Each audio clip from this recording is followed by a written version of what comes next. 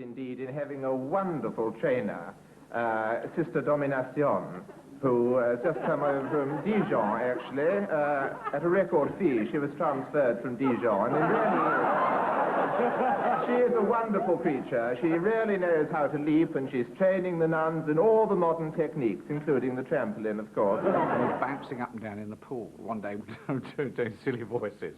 And he said, you know, Eric, the interesting thing is we all know the speed of light, but what is the speed of darkness? That's a brilliant thought. We know where the light comes from, but where does the darkness come from? I thought this is like a really good cosmic observation, you know. How long did you spend on this planet? I was there for approximately 4 years. Yeah. Or it seemed to be about 4 years, but in fact was only 3 minutes of our time. Right. And which planet were you on? Was it Mars or Venus? Or... IKEA.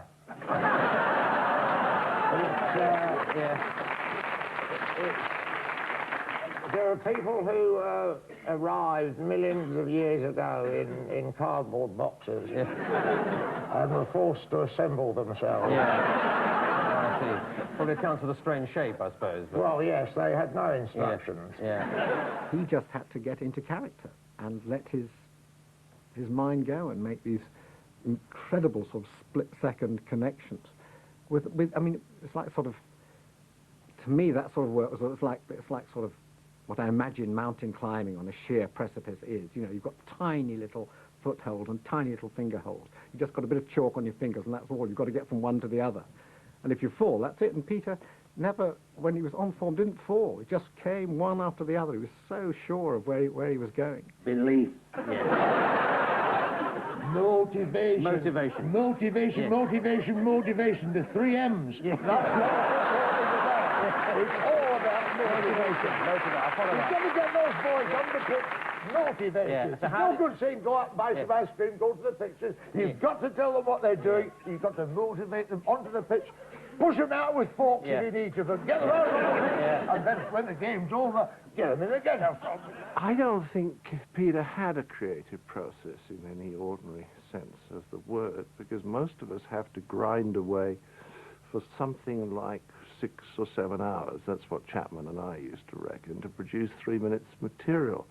Whereas for the first 15 or 20 years of Peter's professional life, it took him exactly 3 minutes to produce 3 minutes material. He'd just start talking, and everything he would say would be funny. It was extraordinary.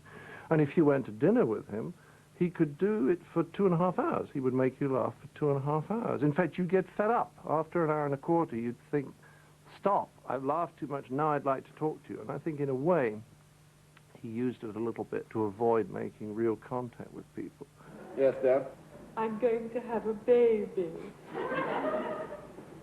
For goodness sake, Penelope, how many times do I have to tell you? It's not a baby, it's a balloon.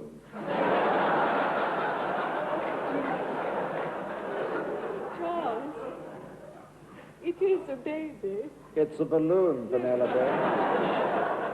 It's a baby, darling. It's a balloon, Penelope. It's a baby. It's a balloon. Prick. It was not without content. It always seemed to illuminate some aspect of life, something absurd about life that he pinpointed. If you found some young girl and you're in love with her and you're going to get married, well, I just hope you'll be very happy. Yeah, I wish I could believe that, Father. I really do. Honestly. Get my call from New York. Cancel it, would you, please? I've got something more important to do. Thank you. You can believe it, Edward, because it's true. But they wanted you on the blower, Father. On the what? On the telephone. I told them I had something very much more important to do, Edward, concerning you. Namely, that if you're setting out on the rocky road to matrimony, I'd very much like to meet this young girl. Well, I mean, if I thought there was any point in bringing her up, I would have done so, wouldn't I? There is a point, Edward, because if you bring her up, I can meet her. If you don't bring her up, I can't meet her. I'd like to meet her, so if you'd bring her up, I could meet her. You really want to meet her? I'd really like to meet her, Edward. Is she... Downstairs, yeah. Good lad. Gaddis, would you show the young lady up, please? I was invited down to Lyme Regis to meet Peter's family. His father was a diplomat, and Peter behaved very properly within the family sphere.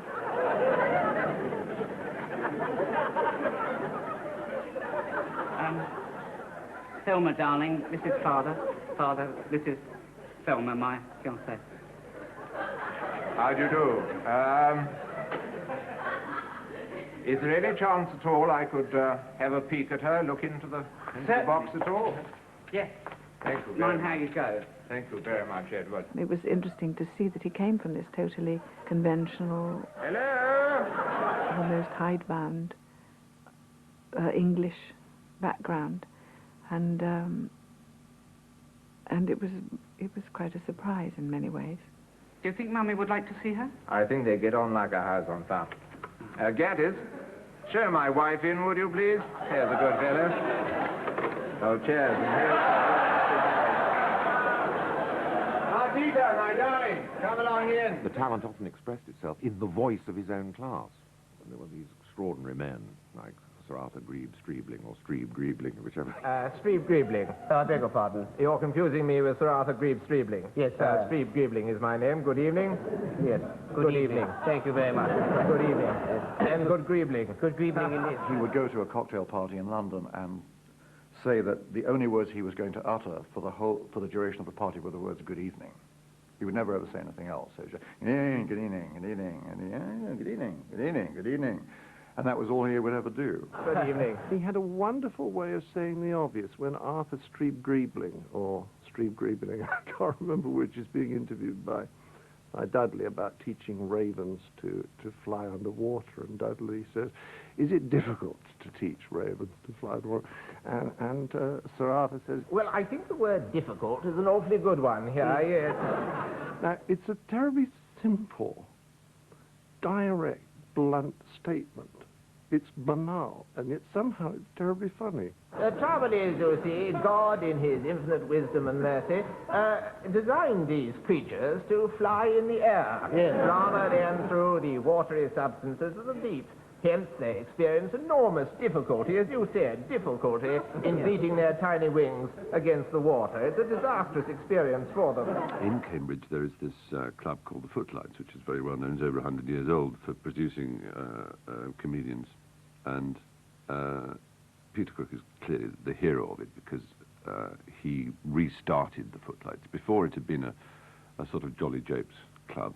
And in the club room, there was a photograph of Peter Cook. And so rehearsing in this club room and seeing this photograph of this man who looked so dashing, possibly handsome, so elegant, and so aloof without being cold, which was a great quality he had, both in his comedy and as a man. And I thought, how can you be that attractive and funny? You know, it just didn't normally happen. People who are that sort of dashing usually played the saint or something like that, and had absolutely no sense of humour. But to feel one was popping about in his shadow was pretty disturbing. I was president of the Footlights at the time, and that's the only reason the door opened, because in came this long, slightly gangling figure and said, "Excuse me, are you Adrian Slade?" And I said yes, and he said, "How do I join the Footlights? I was told I was to come and see you." And so I said, "Come in," and then the conversation started to turn to this manservant at Radley, where he was at school, this manservant called Mr. Boylett. And he was quite a curious man. And he'd come up with odd sentences, and I think I'm quoting him right. He'd say, "I saw a very interesting stone today." And I'd say, "Oh, yes, why did he say it?" He said, "Just down by the driveway, I saw it. And I thought I saw it move." So at that first cabaret evening, he put on a mackintosh and a hat and came out from behind the curtain and just rambled on as Mr. Boylett. And, of course, immediately was a hit. In one ambition, I've achieved complete success, namely, the total domination of the world.